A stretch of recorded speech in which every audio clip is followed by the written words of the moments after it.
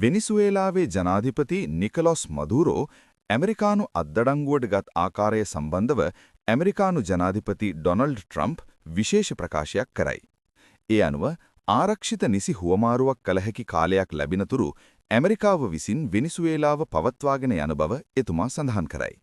ජනාධිපති මදූරෝ සහ ඔහුගේ බිරිඳ ඇමරිකානු යුක්තියට මුහුණ දීමට නියමිත බවත් එක්සත් ජනපදයට සහ එහි පුරවැසියන්ට එරෙහිව මාරාන්තික මද්ද්‍රව්‍ය සහ ත්‍රස්තවාදී ව්‍යාපාරය සම්බන්ධයෙන් නිව්යෝක් හිදී අධිචෝදනා ගොනු කර ඇති බවද වෙනිසුවේලාවට එරෙහිව දෙවන ප්‍රහාරයක් එල්ල කිරීමට එක්සත් ජනපදයේ සූදානම් බවත් පළමු ප්‍රහාරයේ සාර්ථකත්වය සැලකිල්ලට ගනිමින් දැන් එය එසේ නොවනු ඇති බවද ජනාධිපති ඩොනල්ඩ් ට්‍රම්ප් සඳහන් කරයි.